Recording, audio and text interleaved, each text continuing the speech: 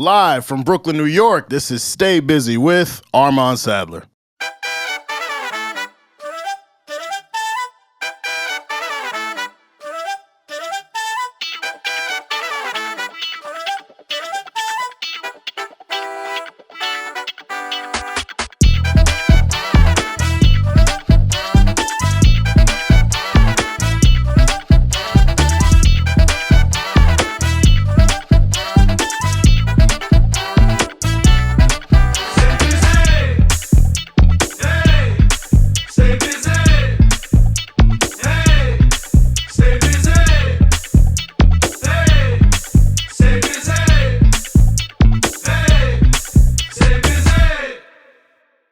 Ladies and gentlemen, welcome to another edition of Stay Busy with Armon Sadler, where we have responsible discussions on the music business and the music culture. We are here for Busy Sessions. As you know, that is our artist performance and interview series, and we have an incredible guest here for you. But before we get there, you know it's your boy, Armon Sadler, a.k.a. Vegan Chorizo Papi, a.k.a. founder of Bald Nigga Ballers. I don't have my hoochie shorts on today. I decided to take it back to the essence with my Adidas thought pants. I'm not a thought, though. I am faithful and I'm happy. Baby, I love you. Summer is quickly coming to an end. Wow, this is the fastest summer of my life, and I know I'm going to say that exact same thing next year, so hold me to that. But, it's been a summer of blessings, a lot of growth, a lot of fun. I've been inside a lot, saving. But the times that I have gotten outside, it's been a really good time. But enough about me. Huge thank you to our Season 2 guest, Perfection, for making this connection happen. Today's guest is young, gifted, and black, bringing some of that L.A. sun by way of the west side of Atlanta, by way of Boston, Massachusetts. She is a rapper that when you listen to her, you feel and you believe every single word. Don't just take it from me, because Keke Palmer also took notice and featured her pen on Sticky, featuring Issa Rae, which premiered on MTV's Club MTV, Dance Together, and the 2020 VMAs. Since her early projects like Once Upon a Time in Atlanta, all the way to recent singles backing it up in 22, she has emphasized hard-hitting bars and holistic music making. She has also lended her sharp pen to artists like Big Freedia, Flo Milli, Sugihana, and Central Park on Apple TV. One could say music for her now is easy money, the title of her track that you can find her performing on episode 1 of Issa Rae's HBO Max show Rap Shit. And she was also synced on Zeus's One More Chance. She says, "New phone, who's this? Please state your name." Well, I'll listen to her. Welcome to the Busy Verse, Suni MF. Yo, that was a hell of an introduction. Thank you, my brother. Damn. Great to have you. Thank you so much for coming through. Yo, thanks for having me, man. How you feeling? How's the time been in New York? Feeling great. It's been amazing. I love New York. This is like my first time visiting where I was like, you know what, I can really live here now. Mm-hmm. You feel what I'm saying? I've been here a couple times, but this visit just hit a little different. I would say that for sure. Love that. Love to hear that. So doing research on you, I discovered so much. You do a lot. You're out here cooking. Thank you, man. But one of my favorite facts about you is that you were born in June. Yes. June 17th? June 13th. 13th, I'm sorry. 12 days before me. Okay, Gemini. There we go. There we go. The most hated. But we the best. Yeah. So let's start at the very beginning. Sure. Born in Boston, moved to Atlanta. Talk about your household situation, family, growing up, and how you found music ultimately. I was born in Boston. My family, we moved down south. My grandmother, she was diagnosed with cancer. So, my mom, we packed up, moved down south. We was in South Carolina, majority of my family down there. Mm-hmm. After she passed, my mom wanted to, move out there. And the original plan was to go to Florida. But they stopped in Atlanta.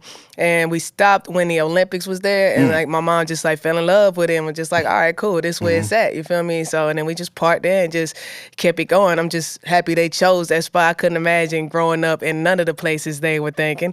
I couldn't imagine, I'd probably be a whole different person. Right. Environment really, shapes the person you are and become. Right. So, I love Atlanta, man. I'm from the west side.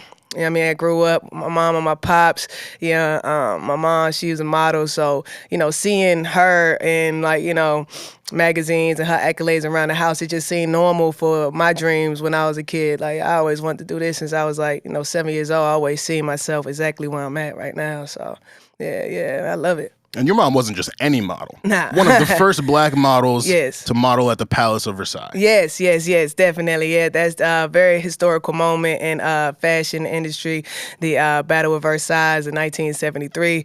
Next year is their 50th anniversary, so I'm proud of it. It's crazy. Like, I didn't really learn who she was until I became an adult, because she was just at the crib, and I was just like, yeah, you should get on Facebook, and then then I just started diving deep into her, like finding like articles, and she was like, oh, she been crazy. So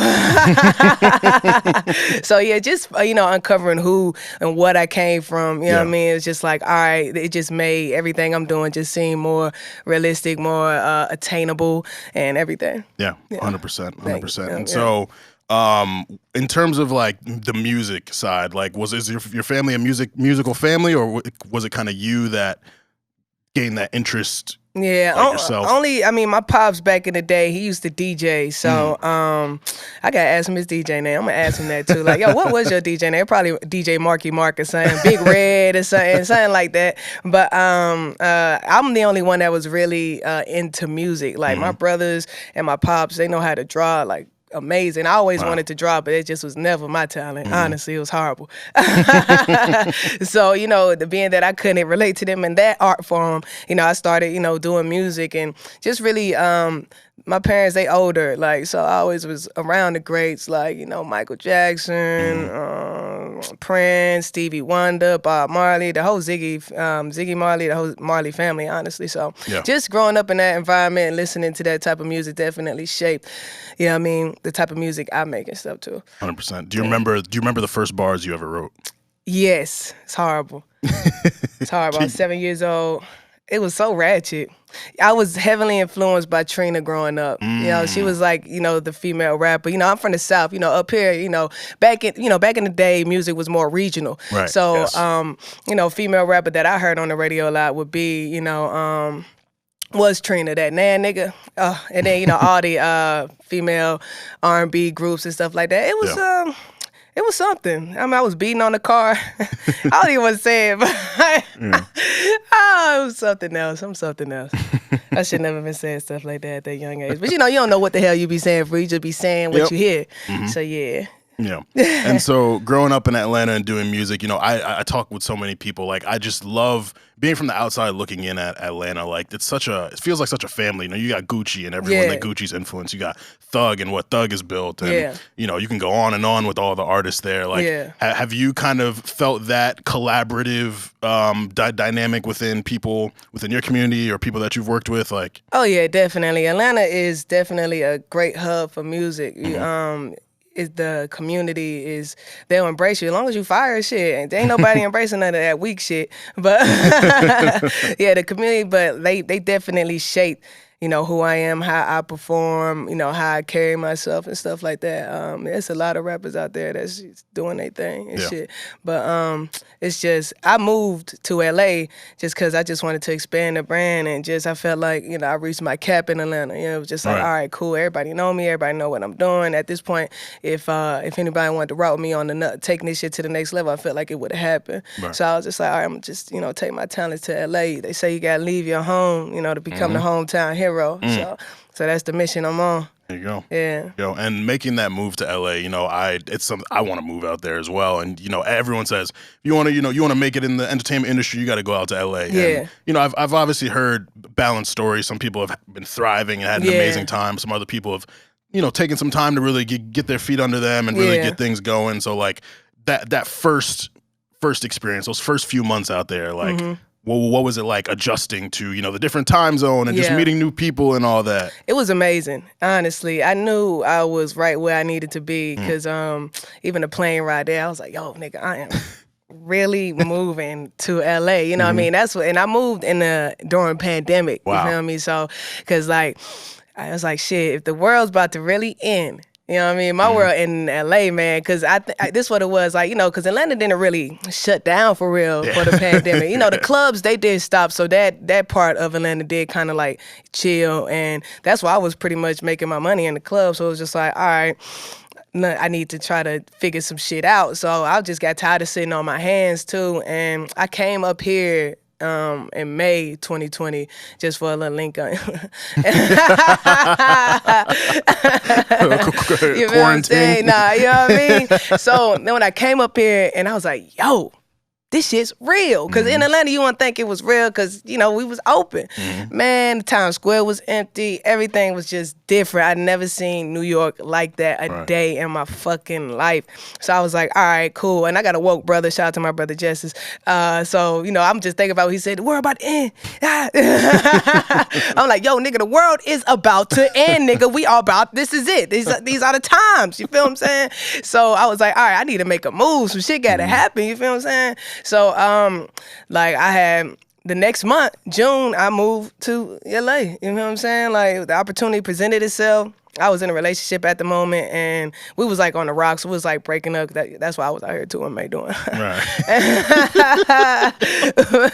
But so I was just like, you know, something got to give, and it's a place I always wanted to go, but when the pandemic happened, it just like put a battery pack in me. It was just like, all right, we got to get like time. Don't wait on nobody. So I need to get this shit going. It's such an interesting situation, the pandemic. I mean, Nick and I have talked on the pod before just about how, like, you know, we kind of approached it like, all right, we're stuck in the house. Like, it's time to lock in. Like, Nick was writing on his dry erase board, scheduling his whole day. And it's just like, you know, you either kind of let the world and the state of the world get you down and like just kind of, you know, get complacent, or you, like you did, put the battery in your back and like get things going. And so I love hearing that, because that's something that I resonated with. Like my career took a whole different turn in the pandemic, and it's crazy. Seriously, it's like you really found out who was really grinding, who was really out here working, because once the pandemic's over, it's like, oh damn, you did that. So yeah, my first week there, my boy's manager, shout out to Upstairs, he a songwriter, he wrote for Chris Brown, he fired. That nigga is cold. I'm talking about he is fired.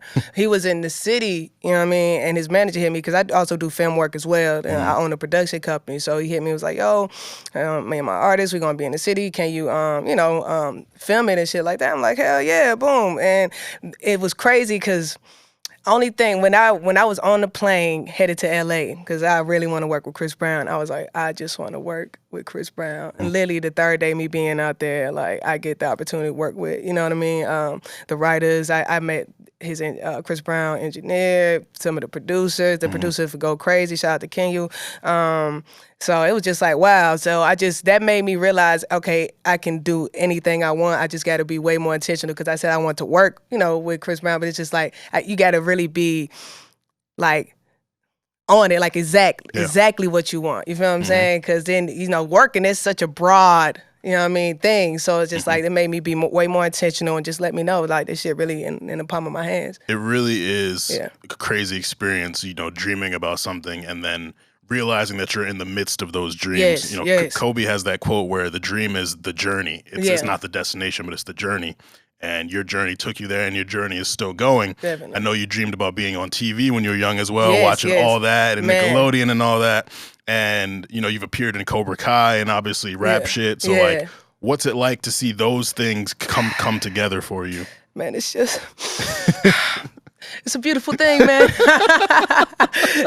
No, for real. It's just like, it's surreal, and the way the opportunities align itself and how Easy Money got on there, because the type of energy I put on Easy Money when I recorded, I know that's how the whole situation with Issa Rae came about. Like, that was the first song I recorded for me in LA, because I was like really in the vibe. I was binge watching Insecure, and I was like, you know, being there, I visited LA plenty of times, but just living there, you really can, you know, observe the energy. And like I said, I was binge watching Insecure, and I was like, man, really want to get some music placed on there. And then they was like, oh, it's the final season. I'm like, yo, now I got to get something on there. What the fuck, man? What we doing? And so I made Easy Money, and even I was looking back, like I was tagging her and shit, like on my story. And so it's just crazy how it all aligned. And I got that opportunity off her music supervisor, just doing my research as far as like who's working at the company, who's reachable. If she, you know, if she's at the top, sometimes you can't always get the CEO. And she even said that you got to network across. You know, everybody always want to network up, but it's really truth in that. So it's just like, shout out to Sarah. She's the music supervisor for radio. Amazing girl. I like when I met her in person, I just fucking cried, because it was just like, yo, I got this amazing opportunity. and I'm really about to be on TV. A place, like you said, I seen myself since I was a kid, so it was really beautiful how it all came together, and I appreciate it. It's just only up from here. Like, you know, they working on the movie Set It Off, so I'm trying to shoot my shot for Cleo at this point. You feel what I'm saying? Yo, Issa, fuck with me. And you know, the situation where you wanted the song placed on Insecure and then it ends up on Rap Shit. Yeah. It's a lesson in patience. You know, being an artist, being a creator, it really in life. You know, you want something one way and then it happens another way, but it turns out to be a blessing in disguise. Exactly. It's something that you know, we have to kind of be okay with things not happening in the time that we want them, but rather the time that they're meant to happen. And it's always bigger than what you know what I mean? God's plan. I'm thinking, like I said, I'm like, all right, I just want to get a song placed. I don't really just want to go to the writing camp. God, like, hold on. Nah, you're going to be on the show. You feel what I'm saying? And to be a part of that show that means so much to female rap, you know what I mean? And Issa just really, she had every type of rap on, every type of female rap on. You got the, you know, I like to call them, it's a podcast I did called Pussy Rap. You know, the pussy rap rappers, you know what I mean? You got the, she had the woke rapper, she had the white rapper, she had me, the dyke rapper. Goddamn, she literally showed the whole spectrum of female rappers on there, and I really appreciate it. I mean, the show's amazing. Yeah. I think the last episode is about to drop next week. So yeah, every Thursday, you feel what I'm saying? Tap in. Yeah, it seemed like Shoshana was hating on you in episode 1. She was hating on the nigga, right? Yo, I don't know why they be hating on me, man. And it's funny you say that, because that scene, like, originally that wasn't in the shit. It wasn't in the scene.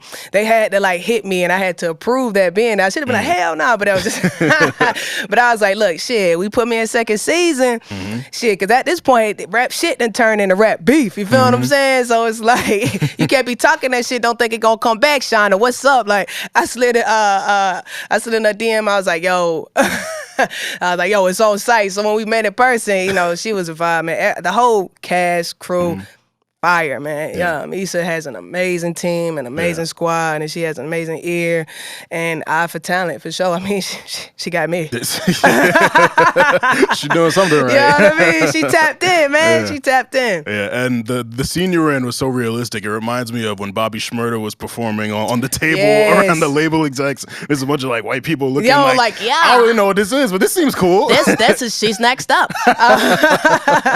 Nah, shooting that shit, because like that was during the pandemic too, and you know, of course I haven't performed in so long, but I was like, God damn, tired as fuck. We ran that shit back a couple times, you feel me? But that shit was hard, and that's what I thought about too when I did it, because I was on the table, scene, you feel me? It was beautiful, man. It was just like, hilarious. Yo, damn, I'm really here, man. That was my first time in Miami. Miami was hot as fuck. Yes. First time, first class, you feel me? We're doing work shit first, you know what I mean? Get flued out type shit. So yeah, it was fire, man. Fire. And you mentioned performing, like that's something that for me, you know, it's one thing to listen to an artist on Spotify through your headphones, enjoy that, and then seeing them live is what really, like, it's like, all right, I really fuck with this artist. So seeing you do Easy Money after listening to it all week, it's like, oh nah, like something really like that. Like, how did you develop your performance skill? How did I develop? It's really just performing, man. It was a lot of trial and error. I used to be extremely shy. I didn't want to like You don't seem shy. Well. I know, right? now I'm just way more comfortable with myself now. But I remember like in 8th grade, it was like a talent show. I was like, I wrote this rap. It was like an educational rap, and I forget what beat. I think it was like Shake a Tail Feather with Nelly and that. Go and drop it low. But I made it like an educational rap. So I was supposed to go out there and perform. But I got on that stage. I seen all them folks looking at me. I said, okay. I stood out there, looked around, and just walked off. I said, all right, I ain't ready yet. But I started off like performing with homies, so that kind of helped me, you know what I mean, get used to being on the stage. And once I got used to being on the stage, I started performing by myself, and that just, you know, helped solidify. And also just, you know, watching other people perform. Like I had a homie, he's actually from New York, and R.I.P. Naj Murph, man. I used to watch him perform. We used to be on a lot of bills together, and he used to fucking kill the stage. You feel what I'm saying? Like amazing presence. And I used to definitely pull from him a couple times because it's like if you going after a nigga like that, you better bring it. You feel what I'm saying? I mean, that nigga rocked the hell out of stage. So yeah, RIP to my boy.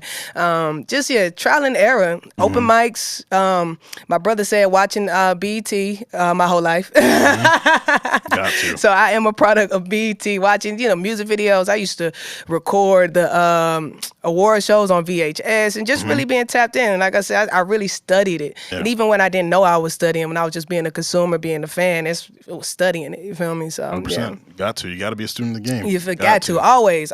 And it's brought you to the point where you've been able to open for Asian Doll, Currency, yes, Trinidad James. Yeah, reading that was great because I remember 2013 when All Gold everything was going crazy. I remember the first, like Trinidad, that's my personal partner. You feel what I'm saying? Like that's my dog. Now I wish I had the shoes on. He gave me a pair of his homework, the all yellow, because I always wear yellow. So when he was dropping the yellow shit, I was like, yo. Now I bought my first pair of skinny jeans from Nick, man, from Trinidad. You feel me? Like, you see, that's my dog. He used to manage this fire-ass store in downtown Atlanta, and we all used to it became a hangout spot. So when he started, like, really going hard with the music and all go everything, I knew it was fire when my mama was like, who is this? She loved that line when he was like, I don't fuck with no snitches, so don't tell me who telling. Yep. This one for them colleges. You feel what I'm saying? Man, I remember he was shooting a video. I was too young to get in the club. I was like, let me in. I ain't even have like a real ID. I had my voter's ID trying to get in the shit, trying to be in the video and shit. That shit was a beautiful time. That moment, man, was huge. And just, being, doing music and seeing like, homies blowing up, it's like, okay, this shit is attainable, it's reachable, and I can do it too. It's like shit, it's like a drive-by shit. My nigga get shot. I shot too, goddamn. So yeah, man, like shout out to Trinidad. That's my partner, man. I really like just your aura, your energy. Like you're just a very like charismatic person. Thank you. I would like to consider myself the same, and I like to have fun, but a little too much fun. And so in doing my research on you, I read the story about how you got a little too lit at the airport. Missed 2 flights. Yo. Then ended up on the flight with Issa. Man, no, for real, bro. Like, that shit was crazy. I was lit as hell, and I was ready to get to the crib. I was like, man, all right, I did what I need to do. Let me get to the crib. I kept missing flights. And I was just like, at first, I was even on my story talking. She was like, man, but let me chill. Because, it's no such thing as like, shit happens for a reason. Yes. And I literally said, I was like, all right, I'm missing my flight, but whatever. Obviously, it's somebody here God want me to meet. Literally. Fucking, I'm like I said, at this point, when I get on the plane, I'm drunk as fuck. I pass out immediately. You feel what I'm saying? I think I even missed the free food. I was so tired.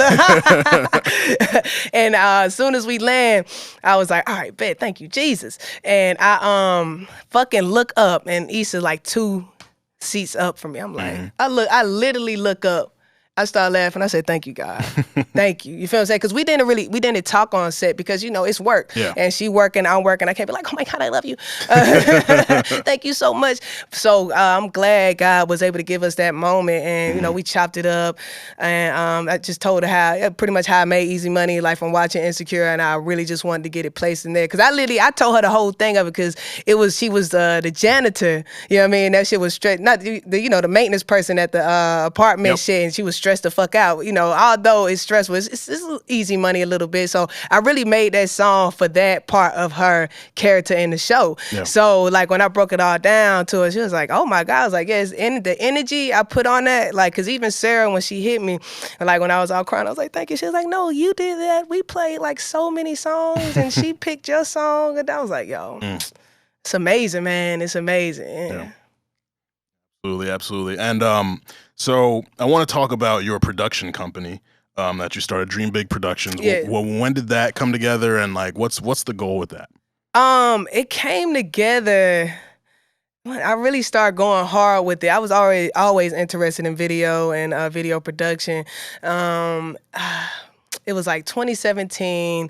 I got my taxes. You know, you got to do a big purchase. You got to feel when them taxes come. Yes. I was like, man, I want to buy something where it's like, all right, cool. I know I got it. I had my whip, so I was straight. So I was like, all right, got my taxes. I researched the cameras and shit for a minute. And I remember the girl I was with, she was like, you don't need to buy no camera. She just wanted the bread. She just wanted the spurs. I'm like, girl, fuck you, I'm getting this camera. You feel me? And honestly, best decision I ever made, because everybody needs their moments captured. I mean, it done got me in so many rooms, so many doors around so many amazing people. Yeah. So, ever since then, I really just bought it to shoot my shit, because it was just like I needed to constantly, put out content, music videos, and it gets pricey when you got to pay someone to do it every single time. Yep. So I was like, you know what, I'm a learn it myself, and I'm gonna make it do what it do. And ever since then, it's been, I mean, sheesh, just took off. Like I said, that was really the best investment I ever made. I done shot videos for major artists.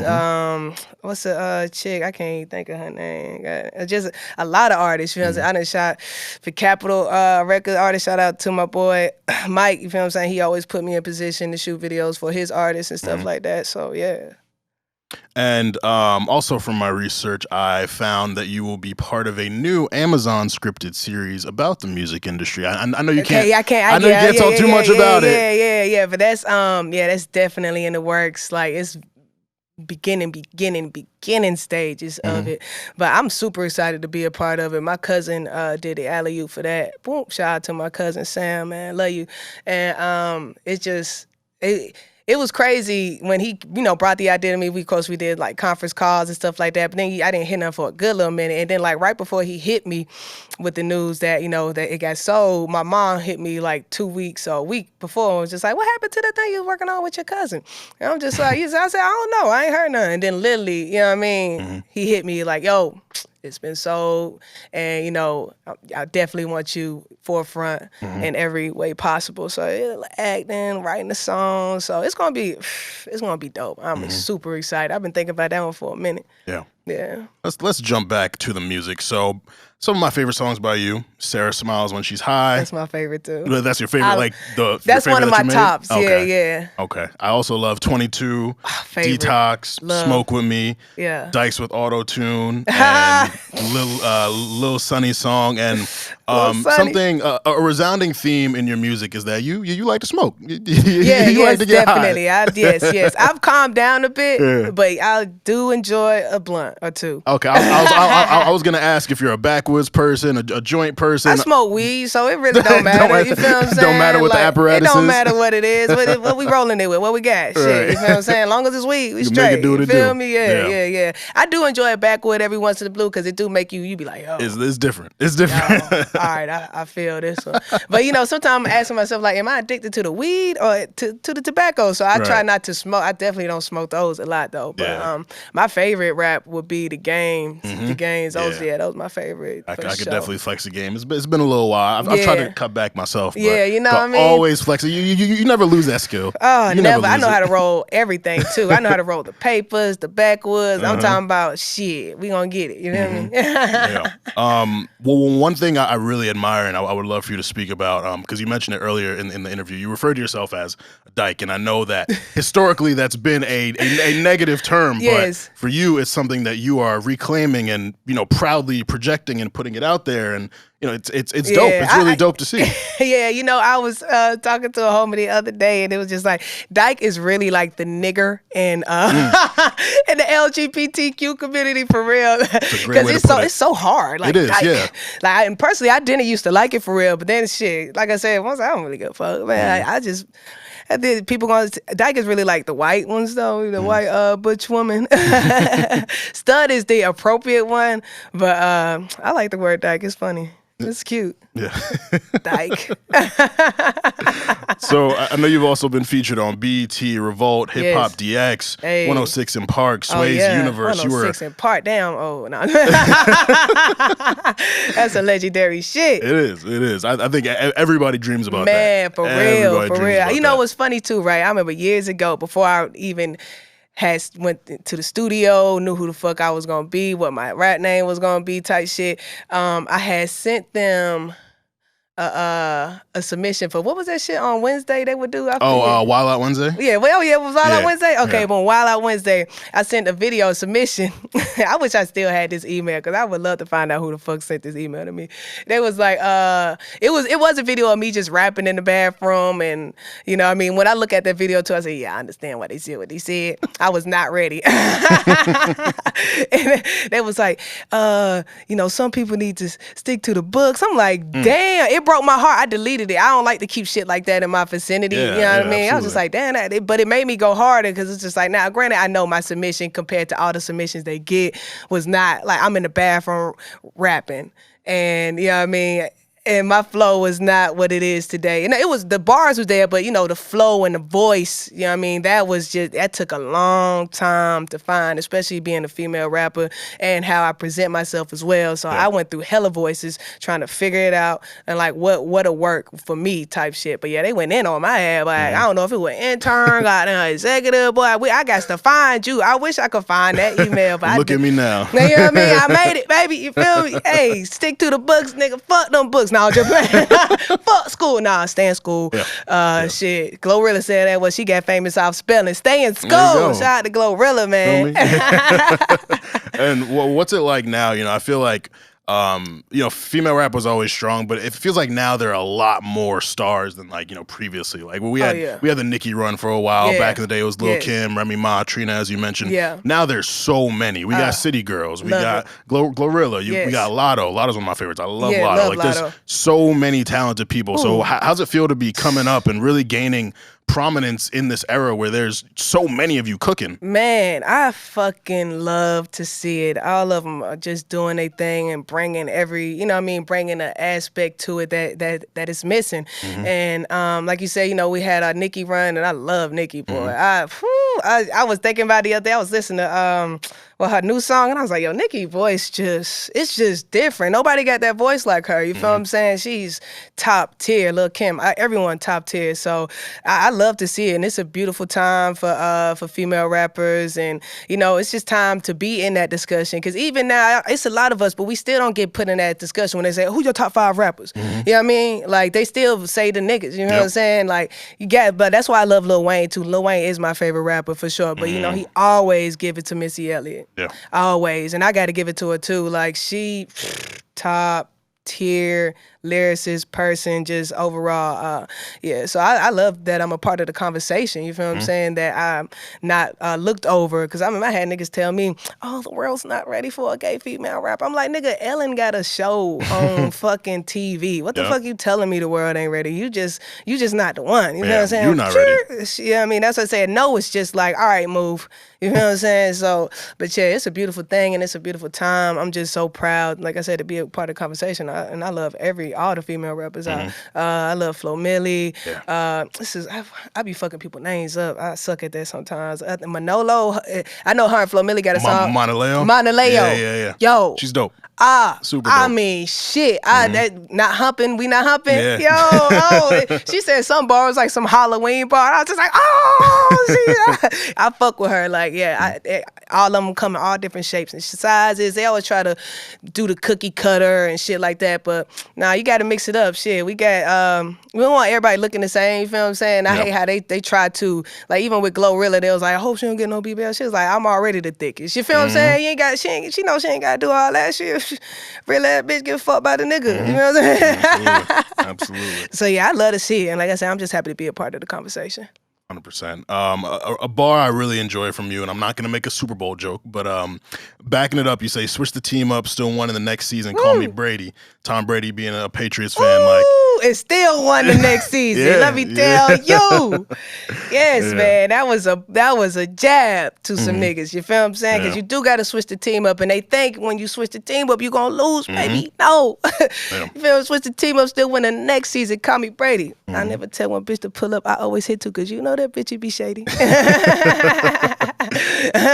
You a big sports fan, though? No. No. Like I'm tall as hell, so people be thinking I can ball, and I talk a lot of shit. Like, oh man, I'm just too busy to go to the court. And I like played basketball for like a week in high school. They was trying like, oh, you tall? I'm like, yo, nigga, do you see how I walk? Like I'm like duck foot, flat foot as fuck. Like I told my mama I walk this way because she probably was making fun of other models' walks, and here now she got a daughter who can't even fucking walk straight. You feel me? But you know, I always say with black people, you know, we all can't be Chris Brown. It's either music or sports with me, and I chose music. Yeah, you gotta know, like, you feel me? Corday has that line: "God gave LeBron height, and he gave me a pen." You feel me? Exactly, man. Shit. Yeah. Who? I would assume it's Trina, but I'm gonna let you answer. Who would be your dream collaboration or collaborations? Missy Elliott, Nicki Minaj. I would love to do something with Trina too, because I love making ratchet. Like I love talking shit. Like I said, the way she came on and just talk shit, that was the first time I seen a female rapper just stick with a nigga. Like, ooh, I know what the fuck they were saying on then, but when I got old, I was like, yo, hold up, bitch. I understand why Trick said, hold up. Now you saying you need you on my team. Nah, for real. Pharrell, for sure. Timbaland, cause I loved Aaliyah growing up. Like that, she was definitely like my favorite female artist growing up. Her and Left Eye was like, love them. Who else? Like Drake, Drake, Wayne, Chris Brown. Like I would love to work with anybody that want to work with me. You feel what I'm saying? Definitely. They can all get the bars. Right? Exactly. Everybody can get these bars. You know what I'm talking about? Yes, for sure. You had a thing where you were dropping on the 22nd of every month. Yeah. What's the number 22 mean to you? I don't know, man. I felt very pulled to that number. Even like the first song I dropped this year was 22. Yep. Feel what I'm saying? I ain't gonna Yeah. So I mean, I was really pulled to that number, honestly. And the year was 22. Right. And yeah, I feel like it's a beautiful number. So yeah. When can we expect the next project? Man, hopefully before this year out, the project's done, you know what I mean? At this point, I'm just, shopping it around, just trying to handle the business part of it, shopping around. I want to definitely get a distribution deal for it versus just putting it out myself, because I always put my music out myself. And I think I've done an amazing job just, with no budget, no extra help. It's just me doing the damn thing. So it's just like when I get the budget for this project, I already know I'm going to take myself to whole new heights. So it's just really that. But I told myself, honestly, I was like, yo, if I don't get a distribution for this project, because I mean, I made that shit, me and Tasha Couture, shout out to Tasha Couture, it's a collab project. Hollywood, yeah. Called Hollywood. So I mean, I'm super excited to drop it. Everything is done, you feel what I'm saying? We made it one night, she was in the city, I was like, all right, let's just go to the studio, let's make a collab project, let's do it, you feel me? And I think she actually hit me, so I was like, yo, when you come out here, shit, let's make it do what it do. And so it's just like, man, it's so fire. I listen to them records like every day. I got two on there, my favorite. One's called So I Did It, and Blocked. Block gonna get me in trouble. I know it is. I feel like I already know what it's about. Oh my God. Look, I done said names. oh my. Yo, Blocked is good. But I really made it for like sync too, for it to get easily picked up in like movies and TV shows. So I made the songs pretty like, if it was a movie or something, it'd fit like, okay, yeah, that'd go perfect there type shit. So, man, I want to put this out. I really want to put it out November 1st, you feel what I'm saying? 11/1, you feel me? So, yeah. What's that experience like making music, for yourself versus like making music for shows and movies? Like, did you feel like you have to approach it a different way or? Definitely. Yeah, definitely. Definitely got to approach it a different way. Even when I'm songwriting for other artists, I got to pretty much approach it like I'm them, you feel what I'm saying? And, like, even sometimes when I be writing the female rappers' songs and shit, you know what I mean? I arch my back a little bit to get in character. And when I am making stuff for sync, it's just simple. Simple stuff, really, the KISS method. Keep it simple, stupid, honestly. Like, Easy Money, easiest. I wrote that song so quick. I was like the corniest song I think I ever wrote. You feel what I'm saying? Not corny, but it's just like dope, catchy, and just like, all right, let me just put something out real quick, and and I love it. It's one of my favorites. It's fun. You feel what I'm saying? So it's just really approaching it for a fun. And even when I wrote the song for Central Park, it was like, Esther Dean, shout out to Esther. She gave me the alley-oop on that. You feel what I'm saying? Because she's a voice on the show on Central Park. So y'all make sure y'all tap into that. I think it's new season should be out next month in September. And like she taught me so much when I was writing it for her. She was like, okay, you gotta be a character. You know what I mean? And her voice is like a character. That's why she a fucking character on the show. So just like being extremely animated, being very descriptive. Because I had to make a few changes, and they, pretty much tell you what the scene is gonna be like. So you gotta bring that scene to life, and I love that. Like when I first. Even like I said, when I was a kid, I remember it was a contest to write the theme song for Pokemon when I was like 7 years old. Of course, I didn't have the resources to do it. And I remember I was a kid, I was like, man, if I had a studio, I would literally like submit some shit. You know what I mean? But you know what I mean? Like my parents, they didn't really know what I was, that I liked music that much because I was like shy as hell. So I was like, man, I always wanted to, write music and do voiceovers for cartoons. Like, yeah, my brothers, like I said, they amazing artists. So the whole plan was them, make a cartoon. I'm gonna do all the music and all the voices and shit. So yeah, it's crazy to see these dreams come true. You feel what I'm saying? You get the vision and you just fucking go after it. Yeah. Like, yeah. So we got rap, we got acting, we got production company, we got your very expansive repertoire. What skills would you like to add to your repertoire as time passes? God, that's a good one. I feel like I'm just honing in on the ones that I got now. Maybe I'll get some basketball lessons later so I can dunk on the nigga. You know what I mean? Could call up Bron and AD. You feel what I'm saying? Because I want to be invited to Drake house with YK and you know what I mean? Ball, you feel what I'm saying? So I need to get right because, Drake ain't finna put 50 on my head. You feel what I'm saying? But just honing in and just mastering these crafts and just being a mogul. You feel what I'm saying?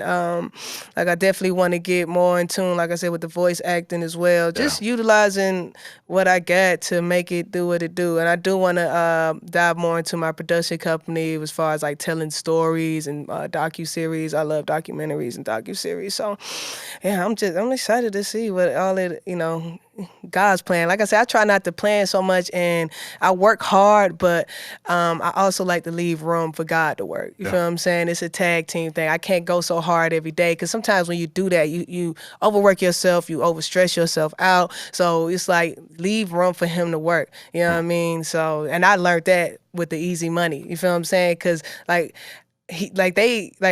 radio, they do a writing camp in LA, right? And I wanted to go, but I didn't have the connect quite yet.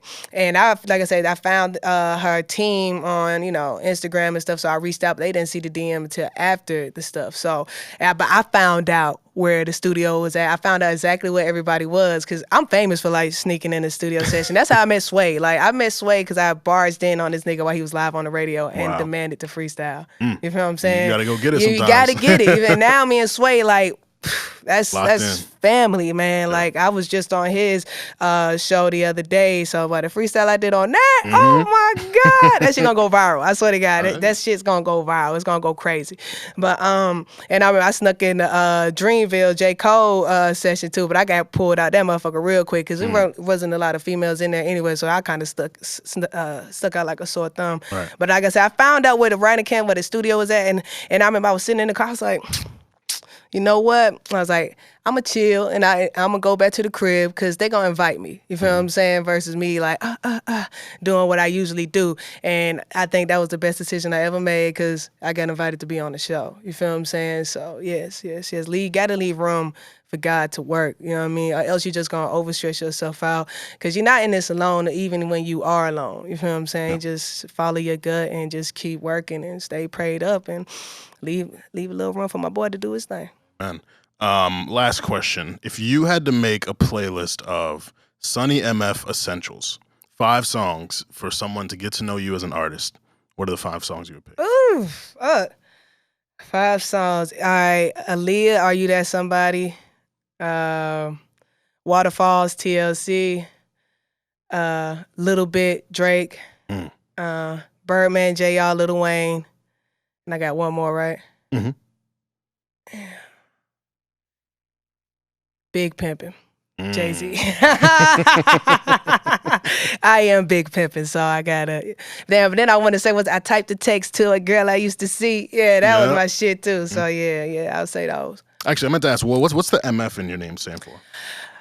Mother's favorite. No, I'm like, do it gotta be clean? Look, when it's PG, you know what I mean, it's mother's favorite. I had to find a flip for that motherfucker, but it's really motherfucker. Okay. You know what I'm saying? I thought so. I just wanted to make sure. I didn't want to assume. My mom, she was on my head. She did not like that. But she old school, all that cursing and tattoo. Oh, you ain't gotta do all that. I'm like, Mama, it means mother's favorite.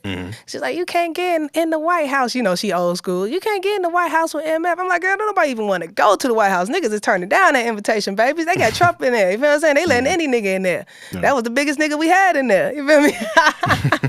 But yeah, so MF, motherfucker, mother's favorite, you know, whatever setting we in. Well, whatever works. Both work. Both work. You feel what I'm saying? Well, thank you again so much for your time. It was really amazing to have you here.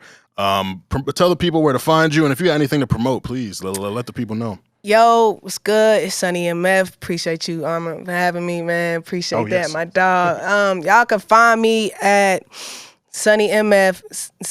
On Twitter it's Suni MF, and on Instagram it's Suni.mf. That's SUNI.mf. You know what I mean? Tap in and just stay tuned. I'm working on so many things. You know what I mean? Shout out, Lena Waif. Shout out to Lena Waif, man. She followed me. We be in the DMs and shit. So I'm like, yo, I'm definitely about to be in this acting shit going crazy, so I'm super excited about that. But just stay tuned, tap in with me. I'm a funny nigga, I'm cool, I be chilling, you feel what I'm saying? If you bad, slide in,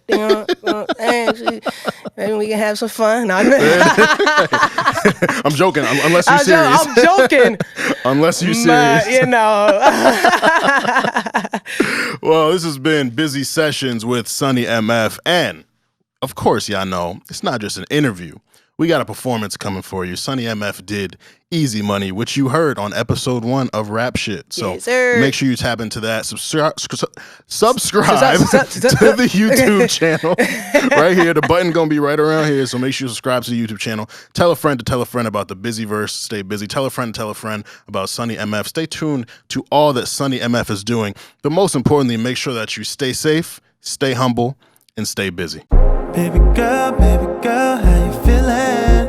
I've been out in the world, staying busy, taking time, getting right if you miss me. I've been out in the world, staying busy. Mondays 9 a.m. Party with the gang. Every week, tell a friend. Busy over everything. Busy boys, gotta call now. Ain't you heard? Got the vibes. They put you on. Got the slides. I'm the SARS. Running down. No, we hold it down. Baby girl, how you feeling? I've been out in the world, staying busy, taking time, getting right if you miss me. I've been out in the world, staying busy.